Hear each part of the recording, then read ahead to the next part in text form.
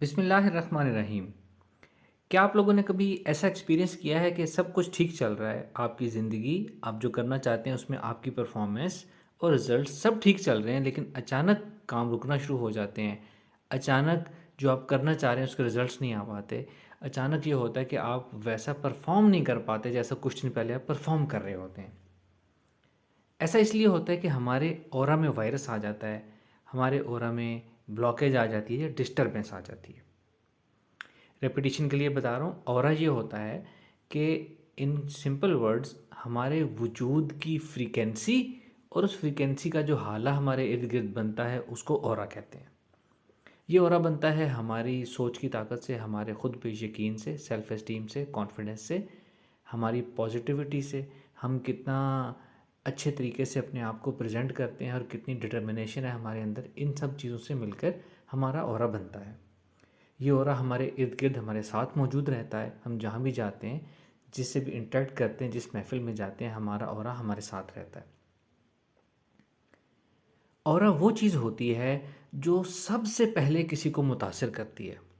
हमारी ड्रेसिंग, हमारी पर्सनैलिटी, हमारी गुफ्तगू या हमारी गुफ्तगू के बाद हमारे ख़यालात और हमारा इल्म, हमारी स्किल्स किसी भी मीटिंग में बाद में किसी को मुतासिर करती है। जो चीज़ सबसे पहले किसी को मुतासिर करती है वो हमारा ऑरा होता है, स्पिरिचुअल ऑरा। वो ऑरा एक ऐसी एक डोमिनेंट एक फैक्टर होता है जो नज़र नहीं आता लेकिन महसूस होता है। हर कोई उसको महसूस कर सकता है। आपने ये महसूस किया होगा, देखा होगा, एक्सपीरियंस किया होगा कि कुछ लोग जो हैं बहुत अच्छे प्रपोजल्स, अच्छी मीटिंग, अच्छे तरीके से गुफ्तगू करते हैं, लेकिन उनकी बात को कोई वक़्त वैल्यू नहीं मिलती। और दूसरी तरफ कुछ लोग ऐसे होते हैं जो जिनकी बात इतनी परफेक्ट और इतनी सच्ची और प्रपोजल इतना अच्छा भी नहीं होता, लेकिन वो जो बात करते हैं उससे फ़ौरन लोग एग्री कर जाते हैं। ये इसलिए होता है कि उनका ऑरा डोमिनेंट होता है, या कुदरती तौर पर होता है, या उन्होंने ऐसा सीखा हुआ होता है। तो ये हमारा ऑरा इस तरीके से हमारी ज़िंदगी पे इन शॉर्ट असरअंदाज होता है। अब हम वापस टॉपिक पे आते हैं कि ऑरा ब्लॉक किन रीजंस की वजह से होता है। सबसे पहली मेन रीज़न है ऑरा इंटरेक्शन की वजह से। हम डिफरेंट लोगों से अपनी रोज़मर्रा की ज़िंदगी में मिलते हैं, उनको देखते हैं, उनसे फ़ोन पे बात करते हैं या उनके बारे में सोचते हैं। ये सब इंटरेक्शन की फॉर्म्स हैं। इस इंटरेक्शन से हमारा ऑरा डिस्टर्ब भी हो सकता है, और ऑरा इंटरेक्शन अगर पॉजिटिव है तो हमारा ऑरा ज़्यादा अच्छा भी हो सकता है। एक मिसाल देता हूँ, हम सब ये एक्सपीरियंस करते हैं कि अचानक हम किसी शख्स से मिलते हैं, कुछ देर खड़े होकर बात करते हैं या उससे फ़ोन पे बात करते हैं, कॉल पे बात करते हैं, और उसके बाद अचानक हमें महसूस होता है जैसे हमारी एनर्जी डाउन हो रही है, हमारे असाब जकड़े जा रहे हैं, अचानक हमें वीकनेस महसूस हो रही है, भूख लग रही है। ये इसलिए होता है कि दूसरे शख्स के ऑरा में कुछ नेगेटिविटी थी, जिससे हमारी पॉजिटिव एनर्जी उसके ऑरा में ट्रांसफ़र होगी और हमारी एनर्जी ख़त्म होगी और हमें वो वीकनेस का एहसास दे रही है। दूसरी मेन रीज़न होती है लोगों की बैड इंटेंशंस हमारे बारे में, हमारे काम के बारे में। हास्यदीन हर जगह होते हैं, नेगेटिव बातें करने वाले लोग हर जगह होते हैं। लोगों की बैड इंटेंशंस असर करती हैं हमारे ऑरा के ऊपर। इससे भी हमारे ऑरा में डिस्टर्बेंस होती है, हमारा ऑरा ब्लॉक होता है और हमारे कामों की रफ्तार कम हो जाती है। फिर एक बड़ी रीज़न है हमारी अपनी नेगेटिव थॉट्स, या हमारा उदास, परेशान, मायूस रहना या डिप्रेशन में रहना। ये सबसे ज़्यादा वो चीज़ है जो ऑरा को डैमेज करती है, ऑरा को ब्लॉक करती है। बाकी सब रीजंस की परसेंटेज एक तरफ, इसकी परसेंटेज एक तरफ। तो सबसे ज़्यादा ये चीज़ हमारे ऑरा को नुकसान पहुंचाती है जो हमारे अपने कंट्रोल में है, या हम उसे अपने कंट्रोल में कर सकते हैं। फिर इसी से मिलती जुलती चीज़ एनजाइटी। जब हम एंक्शियस होते हैं, एनजाइटी में होते हैं, तो ये हमारे ऑरा को कम्प्लीटली ब्लॉक तो नहीं करती, लेकिन उसको डिस्टर्ब ज़रूर कर देती है। उसको ऐसा डिस्टर्ब करती है कि उसमें से सक्सेस के चांसेस जो हैं वो डेफिनेटली कम हो जाते हैं, एक बैरियर सा बन जाता है। और लास्ट पे रीज़न आती है जिनको हम एवेलुएट नहीं कर सकते, जिसको मैं एक नाम दूँ तो स्पिरिचुअल ईवल्स कह सकता हूँ मैं उसको। उसको नज़र बद कह सकते हैं, हसद कह सकते हैं, जादू, कोई नाम दे लें। ये जादू जितना समझा जाता है ना हमारे ऊपर होता है, जनरली उतना हमारे ऊपर होता नहीं है। 5% लोगों में दुनिया में होता होगा, 10% होता होगा। बाकी लोग, जिन लोगों के काम रुके हुए होते हैं, उनके इन बाकी रीजंस की वजह से उनके ऑरा में ब्लॉकेज होती है और उनके काम रुके हुए होते हैं। अब इन blockages, possible blockages in aura जो है, इनका सोल्यूशन क्या है? बेस्ट अल्टीमेट सोल्यूशन ये है कि और एक्सरसाइज की जाए। और एक्सरसाइज के ऊपर हम बहुत लेक्चर कर चुके हैं, 2 सीरीज़ कर चुके हैं, प्रॉपर 2 प्लेलिस्ट बनी हुई हैं, एक और एक्सरसाइज के नाम से, एक और एक्सेलेंस के नाम से। इन दोनों में बहुत तफसील से बताया गया है तरीका भी एक्सरसाइज करने का कैसे करनी है। 2 दफ़ा एक्सरसाइज रोज़ाना करें, इससे आपके परफॉर्मेंस भी अच्छी होती है, आपके काम चलना शुरू हो जाते हैं, पर्सनैलिटी इंप्रूव होती है, लाइफ इंप्रूव होती है, लक इंप्रूव होती है, आपके अंदर कॉन्फिडेंस आता है, सेल्फ एस्टीम आता है, आपके सामने नई अपॉर्चुनिटीज़ आना शुरू हो जाती हैं और बहुत बहुत फ़ायदे हैं इसके। एक दूसरा तरीका है जो एक ऑरा क्लेंजिंग सर्विस है जो हम देते हैं। ये वीडियो मैंने बनाई ही इसके लिए है कि बहुत से लोग ऑरा के लिए अप्रोच कर रहे हैं और ऑरा क्लेंजिंग सर्विस के बारे में वो पूछते हैं कि जी इसमें आप करते क्या हैं, इसका तरीकाकार क्या होता है, हमें एक्सप्लेन करें। तो अलग अलग सबको एक्सप्लेन करने के बजाय मैंने एक वीडियो बना दी है कि ये सब इससे देख लें कि ऑरा क्लेंजिंग हम कैसे करते हैं। ऑरा क्लींजिंग की सर्विस है जो हम देते हैं, पेड सर्विस है, इसकी 2000 फ़ीस है और इसके फ़ायदे इतने ज़्यादा हैं कि उसके उसके सामने ये 2000 कॉस्ट बहुत कम है। जिन्होंने ये सर्विस हमसे ली है वो इसके गवाह हैं। आप में से बहुत से लोग जो मुझे सुन रहे हैं, इसमें से कई लोग हमसे ये सर्विस ऑलरेडी ले चुके हैं। ये ऑरा क्लींजिंग सर्विस हम कैसे करते हैं? ये सर्विस हमारी टीम में से सिर्फ मैं दे रहा हूँ। आई विश के बहुत से लोग तैयार हो जाएं, इस लेवल तक पहुँचें कि वो ऑरा क्लींजिंग दूसरों की कर सकें और हम एक अच्छी टीम बना सकें, लेकिन इंशाल्लाह ये वक्त आएगा। एज़ ऑफ़ नाउ ये सर्विस मैं दे रहा हूँ। इसमें मैं क्या करता हूँ, सबसे पहले मैं आपसे आपकी कुछ डिटेल लेता हूँ, आपका नेम, एज, सिटी एक्सेट्रा, और ख़ास तौर पे आपके वो प्रॉब्लम्स क्या हैं लाइफ में जिनकी वजह से आपको अपने ऑरा क्लींजिंग की ज़रूरत पड़ रही है या ऑरा चेक कराने की ज़रूरत पड़ रही है।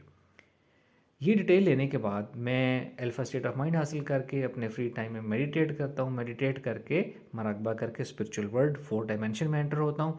वहाँ से आपके ऑरा को मैं एक्सेस करता हूँ स्पिरिचुअल वर्ल्ड से। आपके ऑरा को मैं आपकी जो आईडी, अपनी नेम, एज वगैरह बताया है, उसको जहन में रख के टारगेट करके और आपके प्रॉब्लम्स की पर्सपेक्टिव से आपके ऑरा को देखता हूँ। पहले मैं एक दफ़ा आपके ऑरा को जनरली देखता हूँ कि वो ठीक ग्रो हो रहा है, उसमें कोई ब्लॉकेज तो नहीं है, वीक है, स्ट्रॉन्ग है, क्या है। फिर मैं आपने जो प्रॉब्लम बताए हैं स्पेसिफिकली उनकी नियत करके, उनकी इंटेंशन से मैं देखता हूँ कि इन प्रॉब्लम्स की वजह में ऑरा का कितना हाथ है। फिर मैं उस तरफ देखता हूँ, तो जो चीज़ मेरे सामने आती है जनरल ऑरा देखने में या प्रॉब्लम्स के पर्सपेक्टिव से देखना से, वहाँ से मैं एनालाइज करता हूँ कि किसी का ऑरा कम्प्लीटली ब्लॉकेज है या उसमें कंप्लीट ब्लॉकेज नहीं है लेकिन इंटरफेरेंस है। क्या उसको क्लिनजिंग की ज़रूरत है या नहीं, क्या वो खुद ही कुछ एक्सरसाइज करके ठीक कर पाएगा या क्या। जनरली ये करने के बाद, ये चेक करने के बाद जिनको मैंने ऑरा क्लींजिंग सर्विस देनी होती है, फिर मैं इसी तरीके से मेडिटेट करके अपनी स्पिरिचुअल पावर से, कलाम पाक की पावर से, माइंड पावर से उनके ऑरा की जो ब्लॉकेज होती है ना, उसको मैं खोल देता हूँ। उसकी ब्लॉकेज को खोल देता हूँ, उसमें जो वायरस होता है उसको क्लीन कर देता हूँ, ऑरा एनर्जी को बैलेंस कर देता हूँ, हार्मोनाइज कर देता हूँ। और उसके बाद जो उनका पर्सपेक्टिव होता है, जो प्रॉब्लम शेयर की होती है, फॉर एग्जांपल अगर कोई कहे कि जी मेरे बिज़नेस डाउनफॉल चल रहा है, बिज़नेस में रुकावटें आ रही हैं, अगर ऑरा ब्लॉकेज हो तो ऑरा जनरल खोलने के बाद उसके बिज़नेस के पर्सपेक्टिव से भी उसके ऑरा को मैं बूस्ट कर देता हूँ, ताकि जो उसने प्रॉब्लम बताई थी उसको उसमें फ़ायदा महसूस हो। इसके साथ मैं उनके माइंड को, यानी जहन को और सोचों को तक़वियत देता हूँ और उनके हार्ट को भी क्लींस कर देता हूँ, नर्वस सिस्टम को एक दफ़ा क्लीन करता हूँ और उनकी बॉडी को हील कर देता हूँ। ये सारा करने से फ़ायदा क्या होता है, इसका इफ़ेक्ट क्या आता है, जो क्लेंजिंग करवा रहा है, जिसकी की जा रही है, उस पर क्या फ़र्क आता है, इमीडिएट इफ़ेक्ट्स क्या होते हैं। इमीडिएट इफ़ेक्ट्स ये होते हैं कि वो एकदम बहुत अच्छा फ़ील करता है, फ्रेश और लाइट फ़ील करता है। माइंड एंड बॉडी उसको बहुत ईजी महसूस होती है, जहन जिस्म खुला हुआ महसूस होता है कि अब वो अपनी सलाहियतों का इजहार कर सकता है, वो अच्छा परफॉर्म कर सकता है, उसके अंदर अपनी यकीन की ताकत पैदा होती है।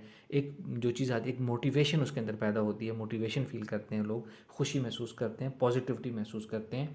और सब्सीक्वेंट इफेक्ट क्या आता है, जो कि आहिस्ता आहिस्ता ज़ाहिर होता है, कि वो उनके कामों में जो पहले मुश्किलात आ रही थी, उनके कामों में आसानियाँ आना शुरू हो जाती हैं। ये ऑरा क्लींजिंग का तरीका है और ये इसका इफ़ेक्ट है। मेरा ये मानना है कि जितना हम लोग इस दुनिया में रहते हैं, जितनी आजकल हमारी सोच में डिस्टर्बेंस और हमारा जहन इन्वॉल्व होता है, हमारे ऑरा डिस्टर्ब होता रहता है। मेरा भी ऑरा डिस्टर्ब होता है। मैं तो चूँकि ऑरा क्लींजिंग करता हूँ तो मेरा तो ऑरा लाजमी डिस्टर्ब होता है, मैं अपना ऑरा भी क्लीन करता हूँ। तो मेरा ये मानना है कि हर शख्स को एटलीस्ट 6 मंथ्स में एक दफ़ा ऑरा क्लींजिंग करवा लेनी चाहिए। अगर वो ऑरा एक्सरसाइज खुद करेगा तो फिर उसको इसकी ज़रूरत नहीं।